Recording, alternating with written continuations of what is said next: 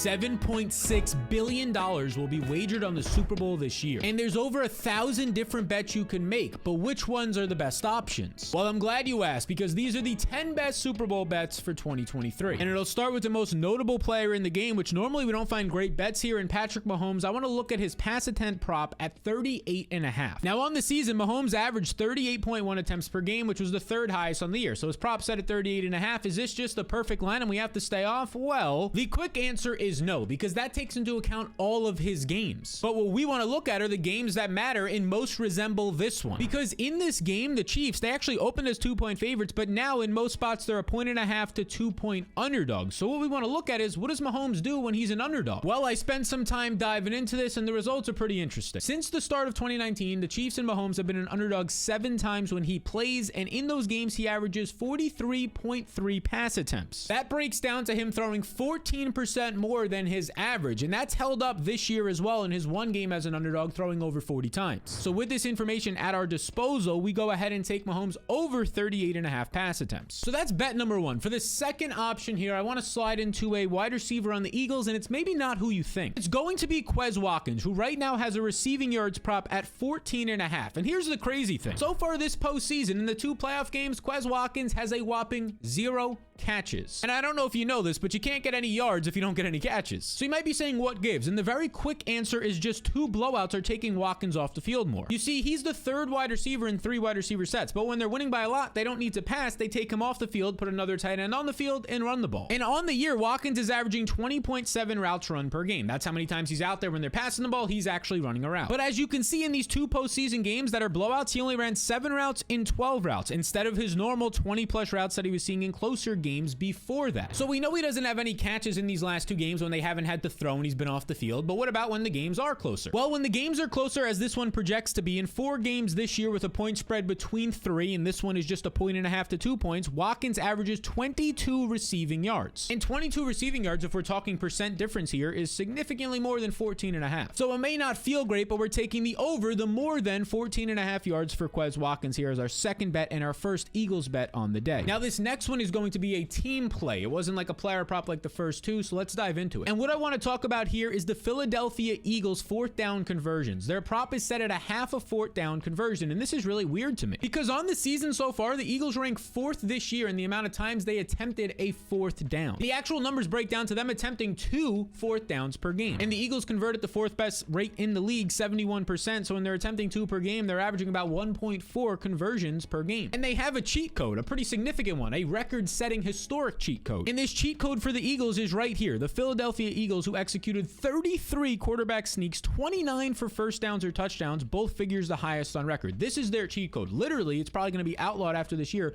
picking up Jalen Hurts and carrying him over the first down marker. So this makes it really strange to me that the Kansas City Chiefs actually have a better chance at converting a 4th down in this one when it's the Eagles who have attempted more in the year, converted more in the year, yet theirs is set at just a half a prop. So because of this, I'm going to go ahead and take the Philadelphia Eagles over. This is the favorite bet we've talked about so far, a half a 4th down conversion. And then I want to slide back over to the Kansas City side and talk about a rookie. And that rookie's name is Isaiah Pacheco, a 7th round rookie nonetheless, and his prop is set at 11.5 rush attempts. And there's something interesting that happened in the AFC Championship. What you're seeing on the top of the screen right now are the 3 Kansas City running backs from the AFC Championship, and this first number here is their total snaps. Jerick McKinnon 27, Ronald Jones 2, and Isaiah Pacheco, the 7th round rookie, saw a season high 39 snaps, translating to 59% of the snaps. Now this is significant because it's 20% more than the veteran Jerick McKinnon, who's been trusted on for a lot of the year, including last postseason as well. The simple translation here is that the Kansas City Chiefs trusted the 7th round explosive rookie more in their most important game over the veteran McKinnon. And when you start to look into it, it makes sense as to why. All year long, he's looked like the better running back. It just comes down to trust. Can you hold on to the ball in these big moments? He ranks top 10 this year, Isaiah Pacheco, in true yards per carry. That's when you take out like a 3rd down and goal from the 3-yard line because, you know, it's going to impact you negatively, but you can only get 3 yards. And you compare him being top 10 to Jerick McKinnon ranking 53rd in this metric. He's just way more efficient, and we've been seeing that as of late as his role has grown. Now, there is a concern here that they just abandoned the run in what is the last game and put the game completely in Mahomes' Mahomes' hand, which would help our over in the pass completions. But I currently have Isaiah Pacheco projected for over 13 carries in this game in my player props tool. And because of that, it makes him a strong bet to be taking the over 11.5 rush attempts. And now I want to stick with Kansas City for this next bet, and it's going to be on actually a kicker. Yes, there's money to be made on the kickers. And I'm looking at the veteran Harrison Butker, who right now sits at 1.5 field goals made. Let's discuss. So the Kansas City Chiefs this year rank top 5 in third down percentage. They are lights out in overall third down percentage, whether it's third and 5, third and 20, they're great. But when it comes to third and short, which is 3 yards or less, they are the third worst team at the NFL, converting just 51% of the time. I mean, they're down here with the Broncos, who had an atrocious offense, the Texans, and the Jets. All right, so they're not getting it on third down and short. Is this translating to maybe them going for some fourth downs? Well, the answer to this would be no. They've gone for the second fewest fourth downs in the NFL. Only the Saints have gone for less this year. So if they're not going for fourth downs, they're either punting it or kicking more field goals. And obviously, when they kick more field goals, that helps Harrison Butker, who's been great so far this postseason. He's 5 for 5. He's made at least 2 field goals in both of the postseason games so far. And I believe we can trust this veteran in the numbers we've seen so far this year to see at least 2 attempts. We're hoping he makes both of them in this one and taking the over a field goal and a half made. All right, now this next player is interesting. It's kind of like the Quez Watkins play, a name you might not actually think about, but because of that, there's an edge here. Not as many people are talking about this player. And that's the Eagles' RB3. Yes, not the starter, not the backup, the RB3 in Boston Scott. His prop this week is set at 7.5 rushing yards, which is pretty low, but again, he is the RB3 on the team with a mobile quarterback. Now, what I want to focus on here is his snap count. Earlier in the year, and this is important, he was only seeing 16, 15% of the snaps. When you kind of boil it all down, 6, 8,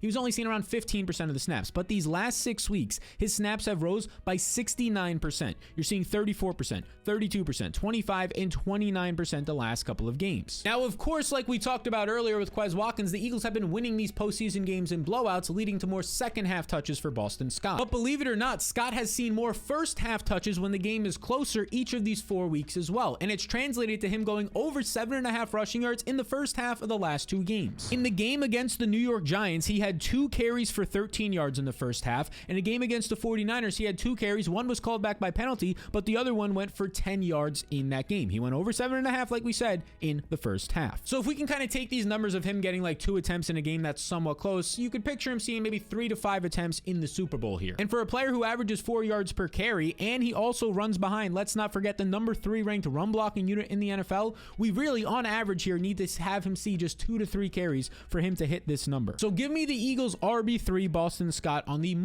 over 7.5 rushing yards here. All right, now on this next one, I'll never say there's anything like a mortal lock or anything like that. I think it's disingenuous. Obviously, people are funny about it, but this one, of course, that I'm about to show you, it is indeed a lock. It is indeed going to hit. And it has to do with Patrick Mahomes, because right now his passing yard prop as a promo is set at just a half a passing yard. So yes, if he throws for 1 passing yard in the Super Bowl, spoiler alert, he will, you win this part of the bet. Now, of course, this is a marketing play by PrizePicks.com, but it's a win-win. They get more exposure, and you, the player, get a free bet on this one to win. So if you'd actually like to take this Mahomes free play and the other picks that we talked about in this, and a free bet up to $100 if you're a first-time user, just check the link in my bio over to PrizePicks.com, and you'll get all of that for this lovely, lovely Super Bowl. Again, you have to use that link in the description below and or the code SAL22 to take advantage of these benefits. Let's go back to the Eagles running game and talk about Kenneth Gainwell. And I don't want to talk about his rushing. I want to talk about his prop of 2 catches right now. All right, shift your focus right now to this receptions column right here. We need him to go over 2. If it's at 2, it's a push. So how many times has he gone over 2 this year? Well, there's 1, there's 2, and we keep scrolling. Okay, that's a 4. So that's 3 times in 19 games, just 15% of the time. And it's not going to get any better for him because the Eagles have been rotating through 3 running backs the past month. And if you don't believe me, see for yourself with their postseason snaps. Again, a little bit skewed because of what we're seeing in some of these blowouts, but this is consistent with the past month in some of the close regular season games. If we scroll over to their total snaps, we're seeing right now 57 for Gainwell, 50 for Miles Sanders, and 38 for Boston Scott is pretty significant for an RB3. This is a pretty clear 3-headed backfield the past month. And then we factor in that Jalen Hurts targets running backs at a bottom 10 rate. It's just not a good look to try and have Kenneth Gainwell go for 3 catches. If you take it at 2, get the push at 2, and it's only a benefit for you. And one more thing on Kenneth Gainwell, he actually is only running 8.5 routes per game this year, and that's not changing with his snaps coming up as of late. 12, 7, 10, and 10 is basically the same as what we're seeing on the year, so this is not a great look when he's going out there and not running that many routes, not being targeted by his quarterback, and now he has to have 3 catches. No thank you. So to be clear, we want Kenneth Gainwell under 2 catches, especially if you can get the push at 2. Now, we were just talking about Jalen Hurts. Let's dive more in here. And that is going to be specifically for Hurts right here, his combined passing and rushing yards. We know he's a great runner in this one. It's set at 288 yards, which is a lot. Is this something we want to touch? Well, in this game, the Eagles have a 26-point total, right? They're implied and projected and expected right there to score 26 points according to the Vegas sportsbooks. So the first place my head goes is, okay, in similar situations when they're slight favorites with a nice team total of 25 to 26 points, how does Jalen Hurts perform? Now, in 3 similar games this year, Jalen Hurts averages 272 passing yards and 66 rushing yards. That would be 337 total pass and rushing yards. And to make matters even better, he faces Kansas City this week, and here's why that's important. The Chiefs this season allowed the 8th most passing yards to quarterbacks, over 4,100 on the year, and the 5th most rushing yards to quarterbacks, over 440 on the year, which is just going to be a massive advantage, of course, for Jalen Hurts. And because of all this, I take the over, the more, on 288.5 pass and rushing yards. Now, I like one of his teammates, one of his receivers or receiving options prop as well, and that would be Dallas Goedert, who right now sits at 10.5 fantasy points. And this is interesting. Yes, you could take fantasy points on a site like PrizePicks and probably some others out there. If you can find it at 10 or 10.5, it is a great option, and here's why. Just for some recent performance, he's topped this number in 2 out of his last 3 games. Now, we didn't go over this last game, but let's take a deeper look at that because it was actually a surprisingly and sneaky good game. Dallas Goedert in that last game had 5 catches on 6 targets. Now, he only had 23 yards, but the 5 catches are important because Jalen Hurts only completed 15 passes. He didn't throw all that much. So over 30%, 33% to be exact, of Jalen Hurts completions went to Dallas Goedert. He loves him some Dallas Goedert. And Goedert will have a significant size advantage of over 20 pounds on all of these Kansas City linebackers, who, by the way, the Kansas City linebackers, whether it's going to be Willie Gay, whoever it might be out there, they're allowing over the last 6 weeks of the year a 92% catch rate to the tight end position. And this is massive because, yeah, higher catch rate means more catches for a guy like Dallas Goedert, more fantasy points, but more importantly, Dallas Goedert had the 3rd most yards after the catch amongst tight ends, and he actually averaged the most yards after the catch per target in the NFL this year for every single tight end. So if he's going to get some easy catches now and he's good after the catch, it means a lot more fantasy points. And because of all that, I take the over 10.5 fantasy points for Dallas Goedert. So as of this recording, these are the 10 best bets for the Super Bowl. And I'll have more bets later in the week right here on this channel to finalize some things as more props become available. Best of luck out there in the betting streets. And just a reminder, if you want to take any of these, you get a free bet up to $100 and that Mahomes prop linked down below on prizepicks.com. Appreciate you all tuning in, you beautiful people. I'll see you all in the next one.